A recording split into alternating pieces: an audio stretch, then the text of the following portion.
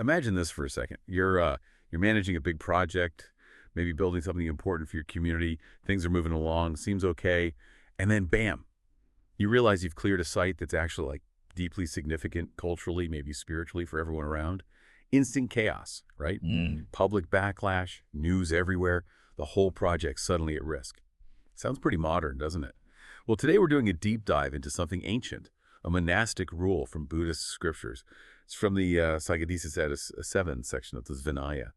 And our mission really is to see how these ancient communities, thousands of years ago, grappled with stuff that feels really familiar. Things like, the ethics of building things, public opinion, what leaders owe their communities ethically.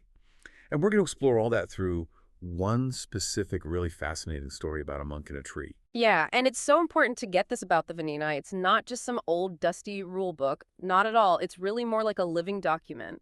It shows you the actual practical problems these early monks faced, setting up their communities, dealing with the lay people all around them. It's full of lessons learned, often, learned the hard way. That idea, lessons learned the hard way, that really sets the scene, I think. So let's get into the story. The one that really hammered home one of these big lessons for them, it starts with the Buddha.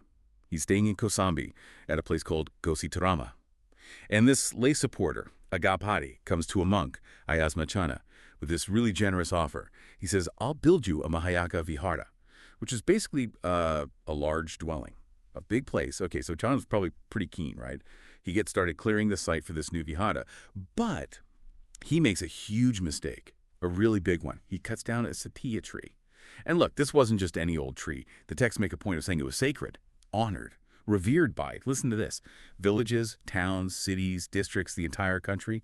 That's Gama Puchita, Nigama Puchita, Nagara Puchita, Janabara Puchita, Raita Puchita. I mean, can you even imagine? It's like tearing down a national landmark by accident. Oh, the reaction was exactly what you'd expect. Immediate and intense. People were really genuinely upset. They started complaining, saying these Sakyaputiya ascetics, the Buddhists, were harming a living thing. The phrase they used was, Ikindriya sama Sakyaputiya. And that phrase, harming a living thing, it tells you so much about the connection people felt to that tree. Culturally, maybe spiritually, it wasn't just wood. It was something alive, respected. So for the lay people, this was a serious breach of ethics, a big deal. And it wasn't just the public kicking up a fuss. Even inside the monastic community, monks described as having few wishes. The Apicha, they were unhappy too, seriously displeased. And they took their complaints straight to the Buddha. So the pressure was coming from outside and inside, building up fast. Right. So the Buddha hears all this, calls Channa in, confronts him directly. And Channa, well, he owned up to it, admitted cutting down the tree. No excuses, just, yes, I did it. And this is where you see the Buddha's approach, his wisdom, really. It's practical. It resonates even now. Yeah. He reprimanded Channa quite sternly. And his reasoning was fascinating. He said, Javasanino himoga purisa manusaru kasmi. Basically, people perceive life in trees, you foolish man. That perception matters. And he went on explaining that this kind of action, it doesn't help. It won't inspire faith in people who don't have it, and it won't increase it in those who do. And di moga purisa apasanana, vapasadayapa. The point wasn't really about whether the tree was technically sentient in some biological sense. It was about respect. Respecting public feeling, cultural beliefs, and how crucial it is to maintain goodwill. You just don't alienate the community you live in. Right. Don't undermine the very faith you're trying to foster. So this whole thing, this incident, it led to a formal rule change, didn't it? A Saṅghādisesa. Exactly. It wasn't just a telling off. It led directly to laying down a new rule, a Saṅghādisesa. And that's a serious category of offense in the Vinaya. It signals this was not a minor issue. The rule basically says, if a monk is building a large dwelling, a Mahayaka Vihāra, for their own use, that's Attudisa, and the dwelling itself has an owner, so it's Sasamika. Now that owner could be anyone, layperson, another monastic, doesn't matter. If those conditions are met, big dwelling, for you, has an owner, then you must, absolutely must, get other monks involved to inspect the site first. It's not optional. It's about communal oversight before you break ground. Okay, let's pause there. Let's break down those terms because they're pretty important. Yeah. Mahayaka Vihāra. Simple enough. A large dwelling. The text even mentions different types like plastered, unplastered, whatever. But size matters here. And Sasamika means it has an owner. Could be a man, woman, lay person, another monk, or none. Ownership is the point. And Attudisa just means it's for the monk's own benefit, their own use. So a monk building a big owned place for themselves. That's the scenario. Precisely. And the absolute core requirement, the part that directly fixes Channa's mistake, is this. Before you build, you clear the site, fine. But then you have to formally ask the Sangha, the community of monks, to come and inspect it. There's a formal procedure, Yatutitiana kamana Vihāra disapproval. It underlines that your individual project, even if well-intentioned, needs community sign-off, especially if it could impact others. Okay, so they inspect the site, but what are they actually looking for? Is it just, yep, no sacred trees here, or is it more involved? This is where it gets really practical, kind of like modern zoning, almost. It's definitely more involved than just checking for sacred trees, though that's part of it. The site, the Vatu, has to meet two key conditions to get approved. First, it needs to be anarampa. That means free from objections. And objections is broad. It covers harming living things, yes, but also any kind of public disturbance, environmental damage, anything that could cause trouble or complaint. It's about preventing problems before they start. Second, it must be saparikamana, which means it has to be easy to walk around and inspect properly. Nothing hidden, no obstacles to a clear, transparent review by the community.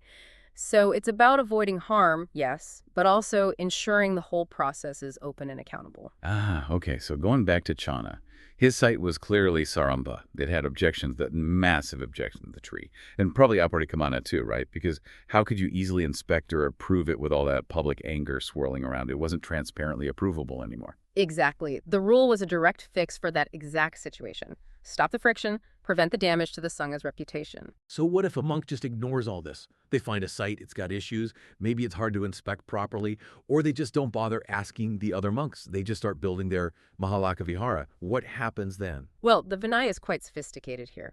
It's not just one penalty. It outlines a progression of offenses. It escalates. It starts small. For every little preparatory step you take towards building on that bad site, you commit a minor offense, dukaya. The text says, payoju dukaya, an offense for each effort. Then it gets more serious. If you've started construction but haven't finished even one main part, like laying the foundation fully, you commit a tulakaya. That's a serious offense already. Ekai piches anagate tulakayasa, and the full offense, the Saṅghādisesa itself, kicks in the moment that first part is completed. Dasmi piches agate Saṅghādisesa. Once you've actually built something substantial on that problematic site without approval, you've crossed the line into this major category.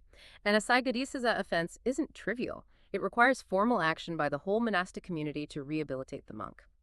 Think penance periods, formal procedures for reinstatement. It's about restoring the integrity of the individual and the community.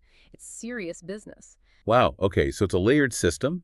The text then goes into different ways this could happen, right? Like the monk builds it themselves, or they get someone else to build it for them. Or even if they order it built and then leave town, maybe they specify the site needs to be okay, maybe they don't. What's the common thread in how the rule applies across these different situations? Yeah, it covers those angles. A monk building it directly, or commissioning it, and then heading off somewhere else. But the fascinating thing is, the core principle stays the same throughout all these variations. The absolute key is always whether the site, in the end, is is it an inspected site? Is it free from objections? Is it easy to inspect? If yes, if all those conditions are met somehow, then great, no offense, anapati. But if not, even if the monk just ordered it and left, they're still on the hook.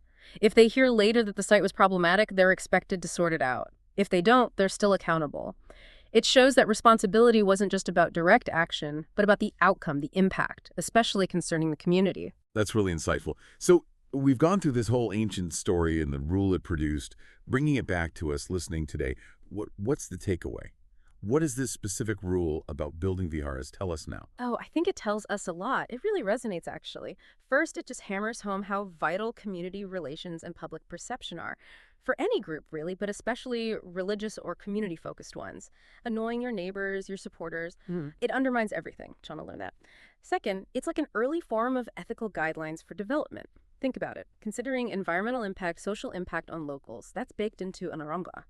And the Buddha's focus on accountability, on preventing harm, even just perceived harm to keep faith strong, that's huge. It really pushes a question for us, doesn't it? How do we balance progress, building things we need, with respecting existing values, beliefs, sacred spaces, the environment? Even in our, supposedly secular world today, the specific issues might look different. Maybe it's not a sacred tree, maybe it's a historic building or a fragile ecosystem, but that core tension, that need for consultation and respect, it's still right there. Absolutely. What a fascinating journey. From one monk, one tree, one mistake, Yeah. to the Buddha's practical wisdom, and then this incredibly detailed, thoughtful rule being created. It really shows how these ancient codes weren't static. They grew out of real life, responding to real problems to keep the community cohesive and respected. It's a powerful reminder, isn't it? The story from, 2,500 years ago. It tells us that even when our intentions are good, the impact of what we do, especially when we build or change places, it always needs careful thought. It needs community engagement. How different is that, really, from the challenges we face now with urban planning or big infrastructure projects or environmental stewardship, where getting community buy-in and doing impact assessments are, supposed to be central? This ancient wisdom, it feels surprisingly modern. Makes you think, how well are we balancing these things today?